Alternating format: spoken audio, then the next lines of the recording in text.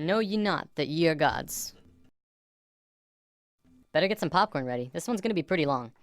What we're going to be talking about today is something that will be very important in the next few lessons. The topic is male and female energy. From there, we'll be talking about left brain and right brain, then the new children, and bring it full circle. Ready? Deep breath.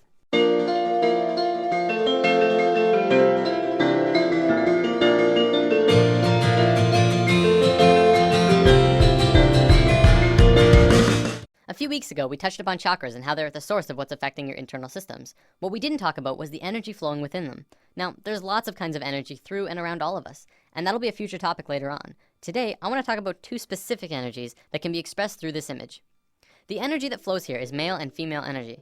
Male energy is focused, and female energy is creative and random. Neither of them is greater nor weaker than the other, and both can be extremely powerful when fully manifested.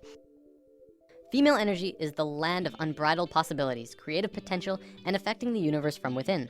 Focused male energy takes direct roads from point A to point B. This energy can be as strong as a tank, accomplishing tasks and going where it needs to go with precision and without distraction. The important thing to know about this energy isn't how they move. I'm going to use some super basic sacred geometry to demonstrate this. This is the Fibonacci spiral. We're going to be talking a lot more about it when we dive into the topic. For now, all you have to know is that it starts at 1 and flows outward forever in a very specific way and is present in all life everywhere. As male energy flows through the spiral, it goes from base point to point, from here to here, to here to here. It doesn't curve, it just goes straight where it needs to be. Female energy, however, would flow in the actual spiral. It would go around, going in and around outside all of the lines, but still getting to the same or similar results. This is the graphic representation of how it flows, but it also acts in the same way. From this understanding, you can see how we use these energies in our lives. It's the difference between driving straight to work and being on schedule all the time, and taking the scenic route because it's a more pleasant ride, even if it means being late. It's baking a cake strictly by what it says in the cookbook, and putting it together with what just feels right. It's getting that promotion for working the hardest, and getting that promotion for coming up with the best ideas. Here's a relatable example. It's the difference between Inception and Sucker Punch. Both about dreams, but one of them being the masculine story of professional men just doing their no-nonsense work, trying to get the job done, and the other being the feminine story that was creative and random and, according to many, didn't make much sense. Both male and female energy, like the chakras, have their own traits. Male energy is linear, analytical, strategic, and practical. However, when male energy is constricted, it is very blundering and confrontational, and what tends to occur is not seeing all sides of a situation, or not being open to any other possibility other than the one being pursued. You can see a lot of that in today's society. Most commonly, we call it being closed-minded. Female energy, on the other hand, moves in curves. It does not stay inside the lines. It is creativity and movement and expression and emotion. It can do anything and go anywhere, but it has trouble sticking to schedule. If constricted, it can get out of its flow, running rampant between emotions and mood swings and ideas. The creativity could get jumbled and come out as an out-of-control mess. We don't have this widespread issue in today's society, and it has a lot to do with our brain hemispheres. We're gonna look at that in a moment. One big difference between the two is that male energy looks at parts and female energy looks at wholes. Before I go on, I wanna make this clear. Male and female energy has very little to do with sexual orientation. Like, it's in the mix, but it's not a fundamental part of the energy itself. For example, if you look at the shape of male and female bodies, men have straighter bodies, women have curvier bodies. We'll probably come back to this in a lesson down the road. Okay, brain hemispheres. We have 2 of them, and if you remember what you learned in grade 10 biology, this will be familiar.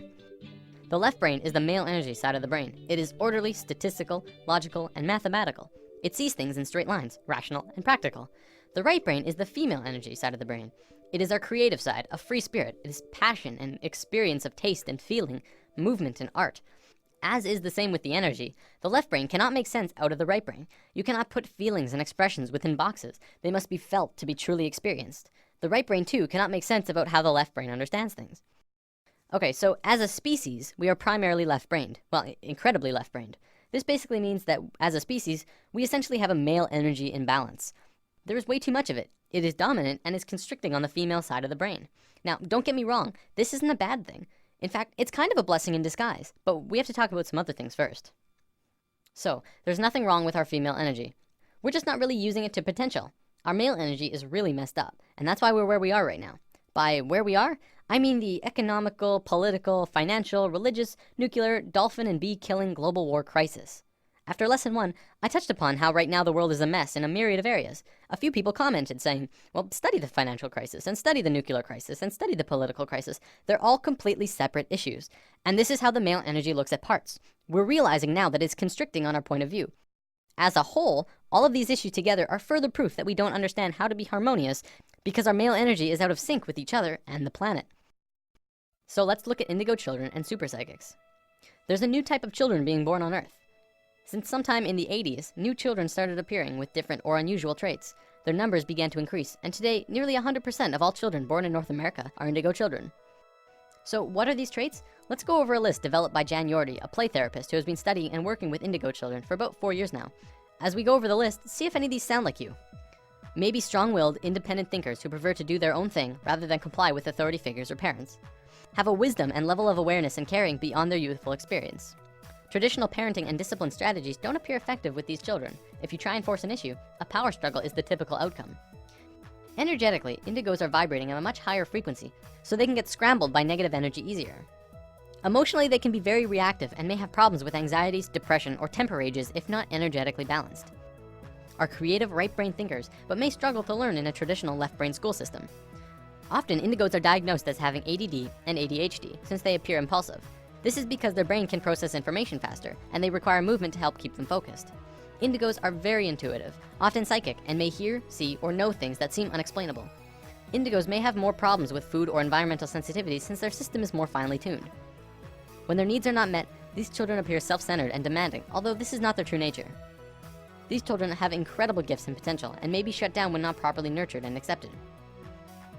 So what's causing this? Well, for one, there are 2 new DNA blocks being activated within these kids. They are microcephalin and ASPM. Both of these blocks are designed to regulate brain growth, giving the kids a broader spectrum of thinking and a newer way of learning.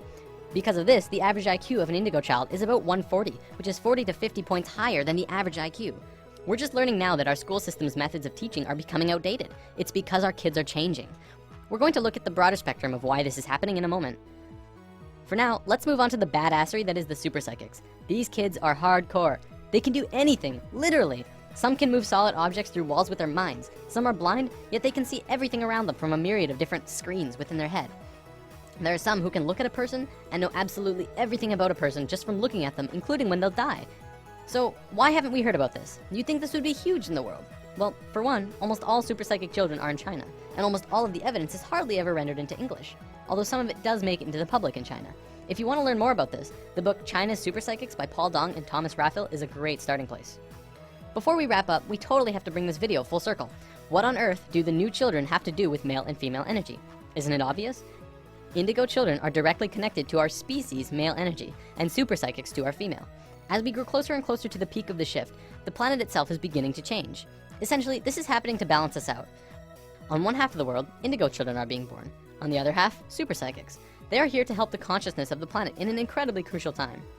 There are way more indigo children on the planet than super psychics because it's our male energy that needs to understand. It's through the indigo children and their new way of thinking which is affecting the consciousness of the planet, putting us back onto the harmonious path. As we just learned, to understand things, it takes 2 to tango. You cannot only understand something by reading about it. You need both sides of the brain to click. In the modern world, things like astral projection and channeling aren't really considered science. One of them is exploring different realms outside of the body, and one is communicating with beings of higher consciousness. And yet, because we can only seem to measure it from experience, it doesn't qualify to be legitimate. Because of this left brain constriction, we have lost a major part of what life is about.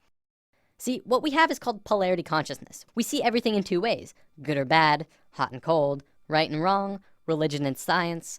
To once again become harmonious with each other and the planet, we have to learn to understand again from the left brain. When this happens, we can move out of polarity consciousness into unity consciousness, and that's essentially where we're going. That about wraps it up. See you next time. We all suspended in this one moment, a movement spiraling in fractal design, but your mind caught up for linear time. You're too